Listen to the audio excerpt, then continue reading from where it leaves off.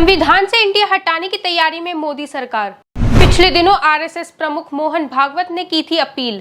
G20 के निमंत्रण card पर प्रेसिडेंट ऑफ भारत लिखने पर विपक्षियों ने साधा निशाना। मोदी ने इंडिया नाम के विवाद पर अपने मंत्रियों को दी हिदायत। शशि थरूर ने पेश की भारत की फुल फॉर्म। इंडिया नाम हटाने पर कांग्रेस को क्यों लगी मिर्ची। भारत में जब से मोदी सरकार आई है तब से मुगलों की निशानी को हटाने के क्रम में कई जिलों और सड़कों के नाम बदले गए, लेकिन इस बार इंडिया नाम हटाने की पहल करके मोदी सरकार ने साबित कर दिया कि वह अब अंग्रेजों द्वारा किए गए नामों को भी हटाकर सनातन का परचम लहराना चाहते हैं। पिछले दिनों राजपथ का नाम बदलकर कर्तव्य पथ रखकर मोदी ने देश को बता दिया था कि वह गुलामी की निशानी किसी भी कीमत पर बर्दाश्त नहीं करेंगे, लेकिन इंडिया नाम को हटाने की पहल करके मोदी सरकार ने एक नई बहस को जन्म दे दिया। इतना ही नहीं, कांग्रेस ने इंडिया नाम को हटाने पर कड़ी आपत्ति जताई है। अब आपको बताते हैं इंडिया नाम हटाकर देश का नाम भारत क्यों रखना चाहती है मोदी सरकार। दरअसल जिसे ईस्ट इंडिया कंपनी के नाम से जाना जाता था, इंडिया का असली नाम भारत है। वो भारत जो राजा भरत के नाम से जाना जाता है। अंग्रेजों ने भारत का नाम बदलकर इंडिया रखा। इंडिया नामकरण अंग्रेजों के द्वारा किया गया और अब मोदी सरकार के नेतृत्व में इंडिया फिर भारत के नाम से जाना जाएगा। इसी शुरुआत मोदी सरकार ने G20 के निमंत्रण कार्ड पर इंडिया की जगह भारत लिखकर कर दी है। इसे देख विपक्षी नेता आग बबूला हो गए और इसी मुद्दे पर मोदी सरकार को घेरने की रणनीति बनाने में जुट गए। वहीं भारत के विदेश मंत्री एस जयशंकर ने बताया कि भारत के संविधान में लिखा है इंडिया दैट इज भारत। आपको बता दें कि पिछले दिनों आरएसएस के प्रमुख मोहन भागवत ने एक बड़ी अपील करते हुए कहा था कि हमारे देश का नाम भारत है, इसलिए दुनिया में हम चाहे कहीं भी चले जाएं, देश का नाम कहने, सुनने और लिखने में हर जगह भारत ही रहना चाहिए। अगर इसको कोई भी नहीं समझ पाता है तो इसकी चिंता आप बिल्कुल ना करें। अगर सामने वाले को समझने की जरूरत होगी तो वह इसे खुद ही समझ लेगा। अब मोदी सरकार के इस फैसले को मोहन भागवत की उस अपील से जोड़कर देखा जा रहा है। दूसरी ओर 2024 के लोकसभा चुनाव में मोदी को सत्ता से हटाने के लिए सभी विपक्ष एक हैं और विपक्षियों ने अपने गठबंधन का नाम इंडिया रखा है। विपक्ष खासकर इंडिया गठबंधन के नेता इंडिया नहीं बल्कि भारत को लेकर हमलावर कर रहे हैं। विपक्षियों के पेट में दर्द हो रहा है, उनसे सहन नहीं हो रहा कि इंडिया नाम हटाकर अब भारत कहलाया जाएगा। तो वहीं कांग्रेस सांसद शशि थरूर ने भारत और इंडिया नाम पर विपक्षी गठबंधन को नए नाम देने की सुझाव दिया है। उन्होंने तो भारत का फुल फॉर्म भी पेश किया है।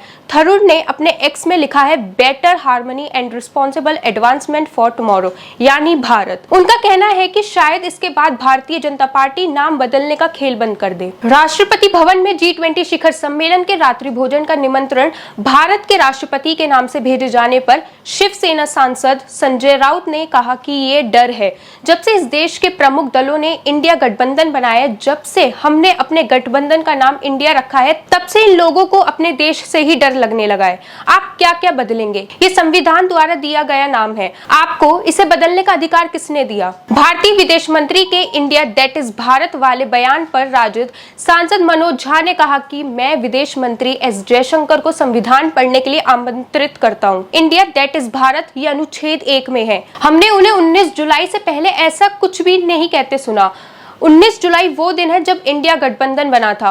अगर हम और संक्षिप्तीकरण करें और गठबंधन का नाम बदलकर इंडिया से भारत कर दे तो जयशंकर क्या करेंगे? इस पर विदेश मंत्री एस जयशंकर ने मनोज झा के सवालों का करारा जवाब देते हुए कहा कि G20 शिखर सम्मेलन के लिए सरकार द्वारा किए गए इंतजाम की विपक्ष द्वारा की जा रही आलोचना पर विदेश मंत्री डॉक्टर एस जयशंकर ने कहा कि अगर किसी को लगता है कि वह लुटियंस दिल्ली या विज्ञान भवन में अधिक सुविधाजनक महसूस कर रहे थे तो ये उनका विशेषाधिकार था, वही उनकी दुनिया थी। और तब शिखर सम्मेलन की बैठकें ऐसे समय हुई जहां देश का प्रभाव संभवतः विज्ञान भवन में या उसके 2 किलोमीटर तक में रहा हो। यह एक अलग युग है, अलग सरकार है और ये एक अलग विचार प्रक्रिया है।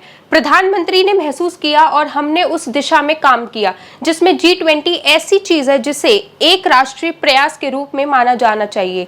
जिन लोगों को लगता है कि हमें अभी भी 1983 में फंसे रहना चाहिए, उनका 1983 में फंसे रहने का स्वागत है। उन्होंने आगे कहा, मुझे लगता है कि G20 में अलग अलग समय पर कुछ ऐसे राष्ट्रपति या प्रधानमंत्री रहे हैं जिन्होंने कुछ कारणवश न आने का फैसला लिया, लेकिन उस अवसर पर जो भी उस देश का प्रतिनिधि होता है वह अपने देश और उसकी स्थिति को सामने रखता है। मुझे लगता है कि हर कोई बहुत गंभीरता के साथ आ रहा है। जहां भारत G20 का आयोजन कर रहा है, जिसमें 20 देशों के राष्ट्रपति और प्रधानमंत्री शामिल होने वाले। शनिवार को अमेरिका के राष्ट्रपति जो बाइडेन भारत आएंगे। ये भारत के लिए बहुत गौरव की बात है, जहां भारत बाहर जाकर विदेशों में G20 में शामिल होता था, आज वही भारत G20 आयोजित कर रहा है। भारतीय वैज्ञानिकों की मेहनत से भारत चांद पर पहुंचा। चांद पर पहुंचने के बाद इसरो ने आदित्य L1 को सफलतापूर्वक लॉन्च किया। ये भारत का पहला सूर्य मिशन है। इन सफलताओं पर विपक्षी तंज क्यों कसते हैं?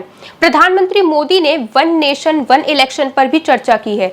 उनका कहना है कि जो लोकसभा और विधानसभा के चुनाव होने हैं वो साथ साथ हो, जिससे चुनाव होने के पीछे करोड़ों का पैसा खर्च ना हो। आज की रिपोर्ट में फिलहाल बस इतना ही। देश विदेश की तमाम बड़ी खबरों के लिए देखते रहिए खबर इंडिया।